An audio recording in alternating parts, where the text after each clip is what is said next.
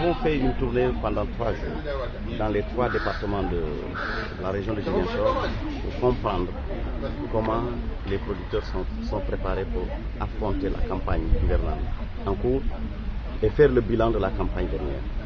Mais ce qu'on a constaté et ce que nous avions appris des producteurs de la région de Ziguinchor, qu'il y a des éléments qui justifient qu'il y a une famine qui s'installe. Les éléments sont de plusieurs ordres. Le premier ordre, c'est que la campagne, j'ai l'habitude de dire que c'est les campagnes de commercialisation ont échoué. D'abord, la campagne de commercialisation de la noix d'acajou, où les populations nous ont dit qu'au moment où on parle, le kilo de noix d'acajou revient à 100 francs. C'est inadmissible. Et ils ont demandé au CNCR de travailler à intégrer cette filière parmi les filières émergentes à accompagner. Parce qu'on ne peut pas laisser organiser une mafia autour d'un produit aussi important et qui est économique. Deuxième aspect, c'est que les Casamançais ont de culture évacué la famine à travers la mangue. Nous avons connu 2 problèmes au niveau de cette espèce. 2 maladies. La première, une des maladies, depuis des années on parlait de celle-là, c'est la mouche des fruits. La mouche des fruits, nous sommes en train de travailler avec l'État du Sénégal et les chercheurs avec des lancers de parasitoïdes à la recherche de la mouche qui est en train de ravager nos mangues.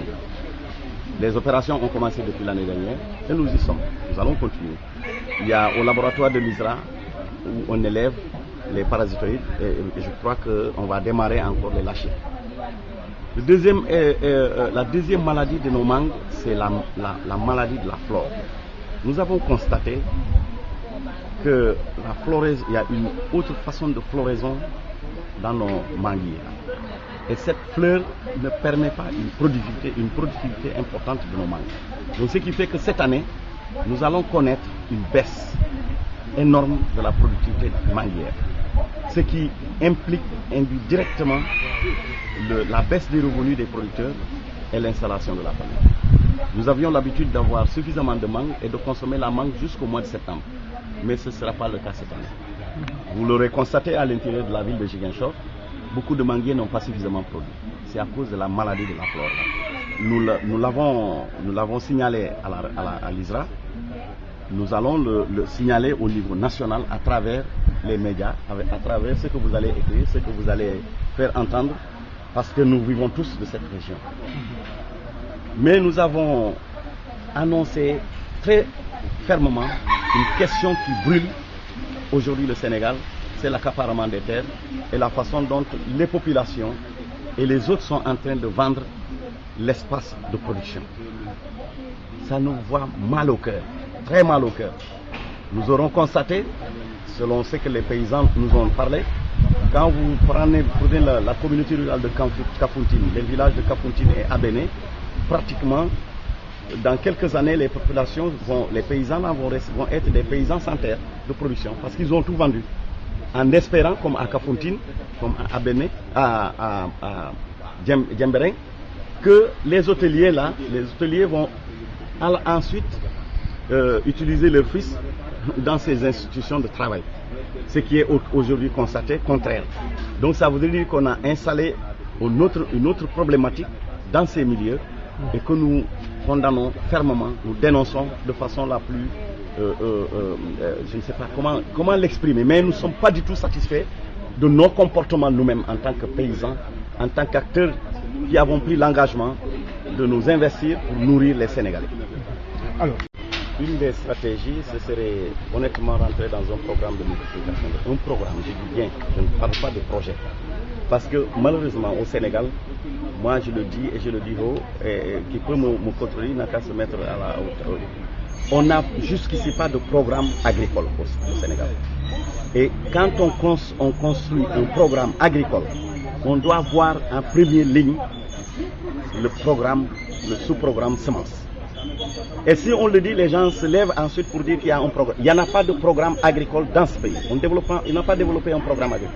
Un programme agricole devrait commencer par la semence. Et nous nous sommes engagés pour les régions de Ziguinchor, Sédhiou et Kolda, qui sont dans une agriculture pluviale je dis. Nous nous sommes engagés avec les acteurs intéressés par la question de semences à travailler, à mettre en place un capital, à restaurer le capital semencier, risicole et les autres spéculations qu'on cultive en Casamance. Nous sommes à 15 variétés certifiées qu'on a travaillé avec l'ISRA et les autres acteurs qui sont disponibles. On a un poids important disponible au niveau de l'entente de Diouldou à travers la coopérative Kamano et la coopérative Emano du Boulouf. Donc ça, nous avons travaillé parce que nous avons dit un paysan n'est seulement fier d'être un grand paysan que quand il a une bonne semence. Mais au Sénégal, on n'a jamais accompagné la multiplication de semences de riz pluvial. Les autres spéculations, on a le mil, on a le fonio, on a le maïs, on a la patate douce. Quand vous allez dans le Balantakonda, ce qui rapporte le plus aux paysans, c'est la patate douce. Donc, toutes les spéculations, les maniocs, tout ça là, on connaissait la variété manioc comme bon ici. Dans le cadre du lancement du programme, les programmes Guana, les programmes spéciaux manioc, nous avions demandé à ce qu'on utilise la variété combo, qui est connue et qui est la meilleure variété qu'on connaît ici. Mais on n'a jamais utilisé cette variété. On est allé nous amener des variétés nigériennes qui n'ont rien à voir avec la culture de notre consommation. L'agriculture est liée à la culture. L'homme, notre société, on reconnaît quelqu'un à partir de ce qu'il habite, à travers son habitat, à partir de sa façon de manger, à sa façon de combiner avec les autres. Donc, notre façon de manger doit être prise en compte dans l'élaboration de politiques agricoles. Il est déjà en route. Je vous ai dit qu'on a 15 variétés, parmi les tant d'autres variétés pluviales qu'on a mis au point et qui existent, qui est disponible en bois et en quantité, en qualité. Il suffit simplement que le programme accompagne le processus de multiplication de semences qui a été engagé par le comité technique de Casamance. Vous avez été avec moi dans les visites au niveau des parcelles. C'est parce que nous avions compris très tôt, comme on est des riziculteurs en première ligne, on commence à reconstituer le capital semencerie. Puis après, on va se lancer sur les autres spéculations. Mais le riz, on est arrivé à avoir en tout cas des semences qu'on a sauvegardées. Il suffit simplement d'engager un programme pour accompagner fortement ce projet.